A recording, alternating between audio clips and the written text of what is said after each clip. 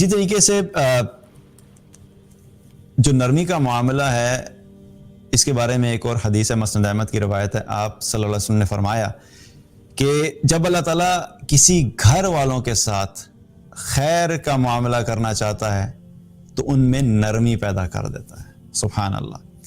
کیا amazing litmus test ہے ہمارے لیے اپنے گھروں کا جائزہ لینے کا کہ کیا اللہ سبحانہ تعالیٰ نے ہمارے ساتھ خیر کا معاملہ کیا ہے کہ نہیں کیا۔ یعنی کیسے پتہ لگے گا کہ جس گھر کے اندر لوگوں کے اندر نرمی ہے تو آپ جان لیں کہ ایسے گھر کے لیے اللہ سبحانہ تعالیٰ سے خیر کا معاملہ ہے۔ یعنی گھروں کے اندر دیکھا جائے تو فرسٹریشن کی وجہ سے اور ہر انسان ایک عجیب و غریب سی کیفیت میں، اکثر لوگوں کے گھروں کے مسائل، چونکہ میرے پاس میسیجز آتے ہیں تو میں حیران ہوتا ہوں کچھ ایسے میسیجز کہ یہ لوگ اس طرح کے ماحول میں ایک انسان اپنے گھر میں زندگی کیسے گزار سکتا ہے کہ جہاں پہ سارا وقت چیخو پکار ہے۔ کبھی خامن جو ہے بیوی پہ چیخ رہا ہے، کبھی بیوی جو ہے وہ شوہر پہ چیخ رہی ہے، کبھی ماں بچوں پہ چیخ رہی ہے، کبھی باپ بچوں پہ چیخ رہا ہے، کبھی بچے آپس میں چیخ رہے ہیں۔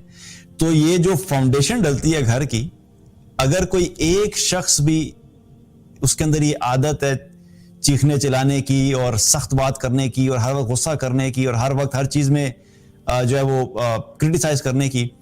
تو واللہ اس ایک انسان کی عادت سارے گھر کے ماحول کو تباہ و برباد کر دیتی ہے۔ آپ یہ سمجھیے کہ یہ ایک اس قسم کا پوائزن ہے کہ جو بھی اپنے منہ سے نکالے گا اس زہر کا اثر پورے گھر کے اوپر آئے گا۔ اگر خامند کو چیخنے چلانے کی عادت ہے تو وہ ایسا ہی ہے کہ اپنے منہ سے وہ ایک زہر اگل رہا ہے، تو جب وہ زہر اگلے گا تو اس کا اثر صرف اس کے اوپر نہیں آئے گا بلکہ سارے گھر کے اوپر آئے گا۔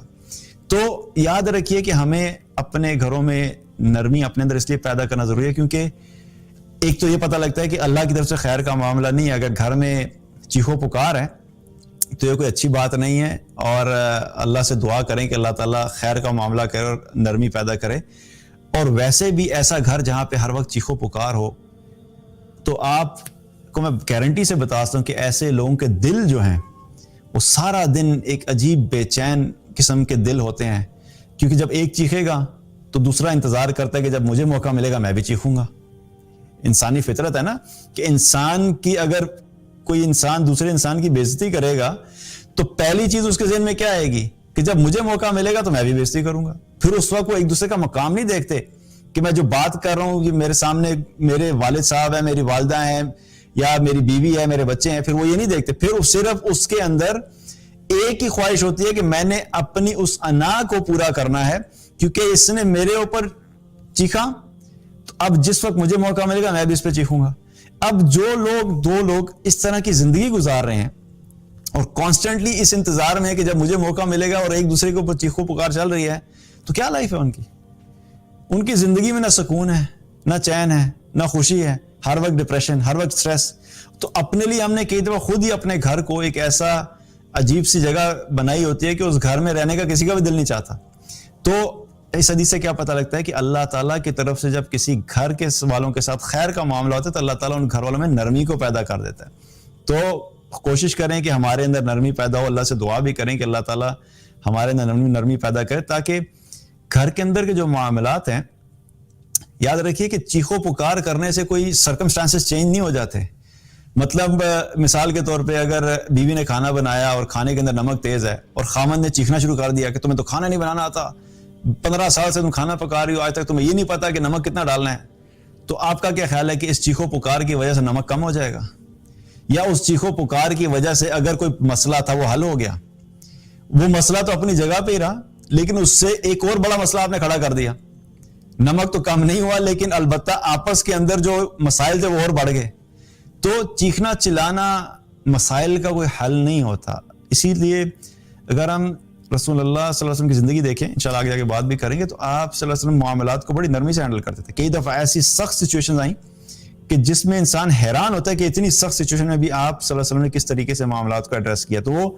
ہمیں اپنی زندگی میں اس چیز کی پریکٹس کرنی ہے کہ چیخنا چلانا اپنی زندگی میں ہم نے نہیں کرنا، اور گھروں کے اندر تو اسپیشلی، کیونکہ ایک شخص بھی کرے گا تو پورے گھر کا ماحول خراب ہوگا، اور اگلی جنریشن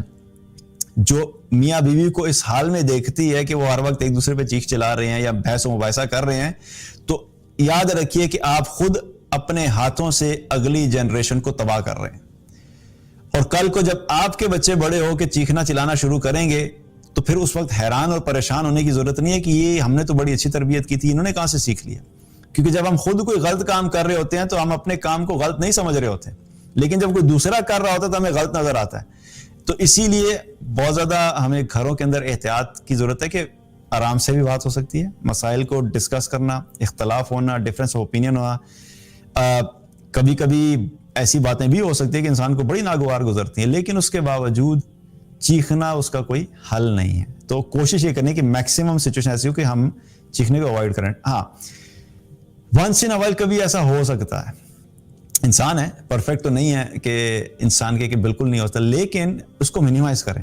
کہ بالکل کوئی ایسی بہت ہی کوئی ایسی سچویشن ہوگی جہاں پہ ضرورت پڑے گی, وہ ایک الگ بات ہے, اس میں بھی کوشش کریں, لیکن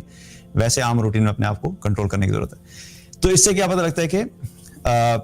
گھر کے اندر خیر کا معاملہ بھی اسی گھر کے لیے جس کے اندر نرمی ہے.